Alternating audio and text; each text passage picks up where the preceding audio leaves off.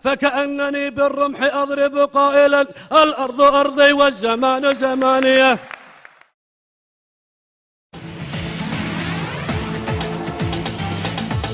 أهلا بكم مجددا، لازلتم تتابعون آخر ساعة.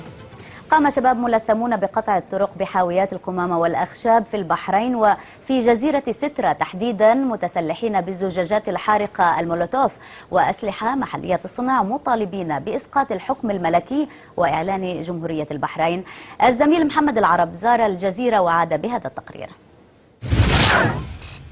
جمهورية البحرين بغيناها جمهورية، ما نبغيها مملكة دستورية، نبغيها جمهورية، عرفت؟ احنا نبغي جمهورية. بهذه الكلمات اختصر هذا الشاب مطالب رفاقه في جزيرة سترة البحرينية، فلا الإصلاحات ولا مطلب الملكية الدستورية تعنيهم. هؤلاء يطالبون بجمهورية.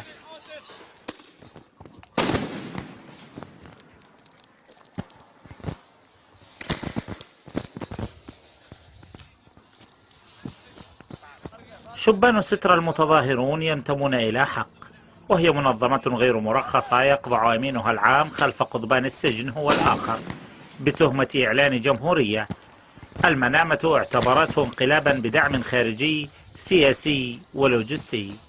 هذه نماذج من الأشياء التي يقوم الشباب الذين يغلقون الطرق في جزيرة سترة برميها على رجال مكافحة الشغب، وهي عبارة عن مسمار إذا اخترق الجسد فلن يخرج بسهولة.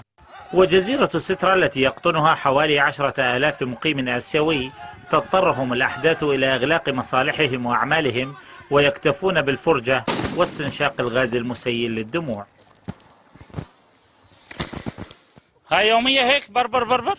لا ها؟ هنا شو السيارة؟ ها؟ هنا شو؟ هنا الروم هنا.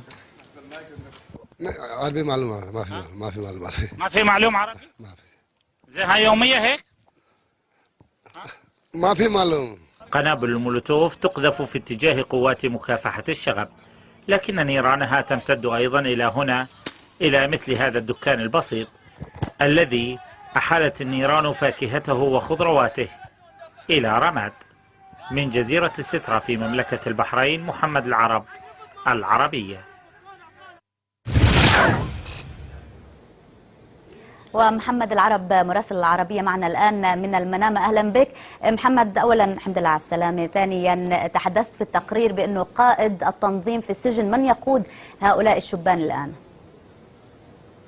نعم ميسون، دعنا نتحدث بشكل واضح. هذه الجزيرة يعاني أهلها من اختطاف إرادتهم من خلال مجموعة من الراديكاليين الذين ينتمون إلى حركة حق غير مرخصة، والذي يقبع أمينها العام خلف السجن بتهمة إعلان الجمهورية في فبراير الماضي. هنالك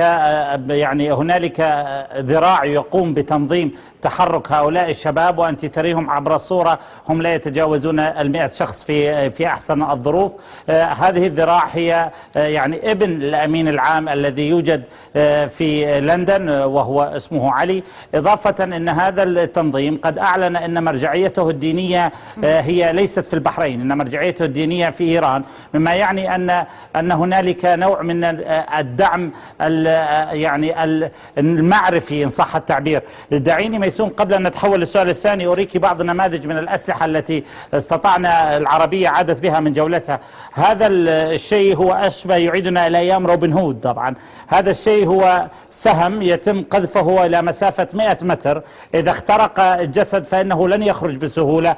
أداة القذف هي هذه هي مطفأة الحريق المنزلية، يوضع السهم في نهاية هذا الأنبوب المعدني ويتم قذفه إلى 100 متر. إذا اخترق الجسد فإنه لن يخرج لأن فيه نتوءات تعيق ذلك الشيء. نعم. إضافة دعني ميسون أطلعك على هذه الزجاجة، هي ليست زجاجة عطر، هي زجاجة مولوتوف.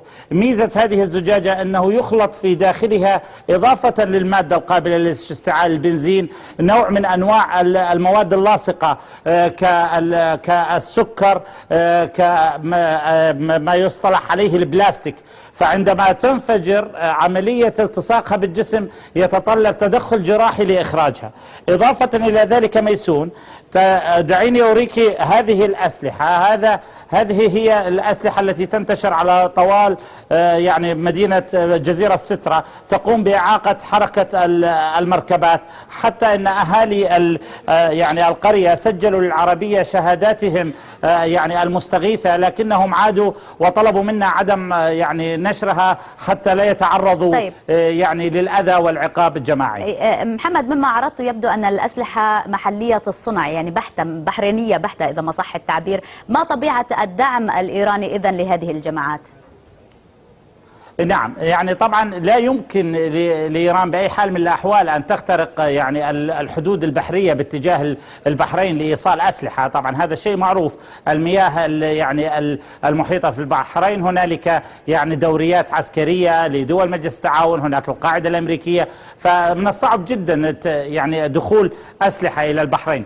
لكننا من خلال متابعتنا يعني هنالك نوع من أنواع الفيديوهات يتم تحميلها بالضبط من إيران، وهذا عملية يعني التأكد منه سهل، على موقع اليوتيوب، تمثل كيفية صناعة المفرقعات وكيفية صناعة القنابل يدوية الصنع التي استخدمت قبل فترة يعني في التفجير بالقرب من السفارة يعني البريطانية. الوصفات باختصار بمعنى آخر. محمد العرب، مراسل العربية من المنامة، شكرا جزيلا لك. في سابقة قد تكون الأولى في العالم العربي، تظاهر المئات من ضباط وجنود المخابرات اليمنية للمطالبة بتغيير قادتهم بتهمة الفساد، وقد ردد المتظاهرون شعارات تطالب برحيل رئيسهم الذي قام